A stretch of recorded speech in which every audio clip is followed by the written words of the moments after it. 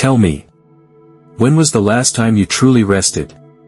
Not just slept, but rested deeply. Because right now, as you listen to this, I want you to notice the tension in your shoulders from carrying invisible weights. The quiet exhaustion of constantly trying. That subtle ache of swimming against life's current. You've been taught that success comes from force. That happiness is something to chase. That if you just push harder, grip tighter, plan better, then you'll finally arrive. But here's the truth your body already knows: the more you force, the emptier you feel. 2,500 years ago, Taoist masters discovered a radical principle: Wu Wei, action without forcing. Not laziness. Not surrender. But harmony, like a bamboo bending in the wind without breaking.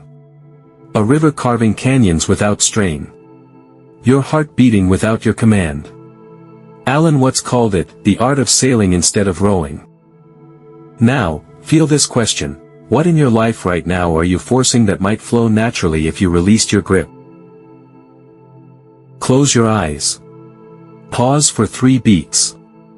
Imagine you're in a raging river, muscles straining. Breath ragged.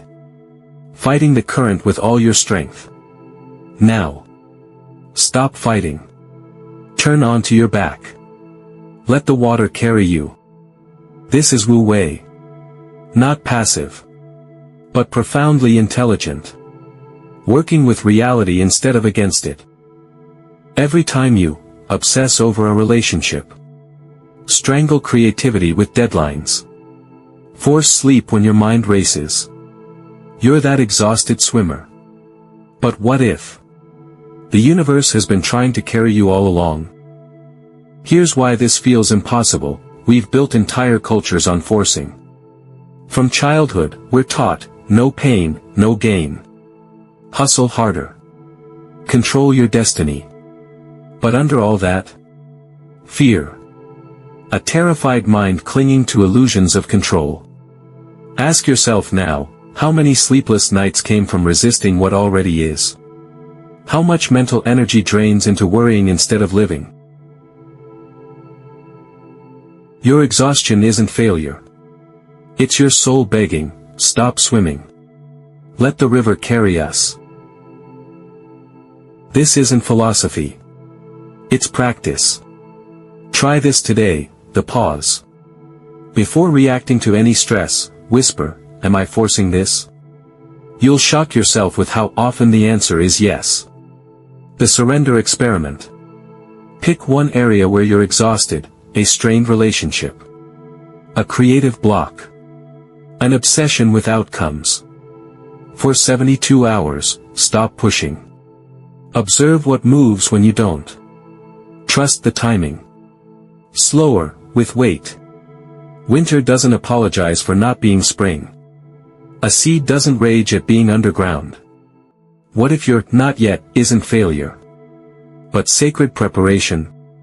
When you stop forcing, solutions appear from unexpected places. People respond to your calm, not your pressure. Life becomes less about making things happen, and more about letting them unfold. Alan Watts confessed, trying to control life is like trying to eat soup with a fork. You'll starve, not because there's no food, but because you're using the wrong tools. Your turn, right now. Don't scroll. Place one hand on your heart. Breathe into that space where tiredness lives. Then tell me in the comments, what's one thing you'll stop forcing today?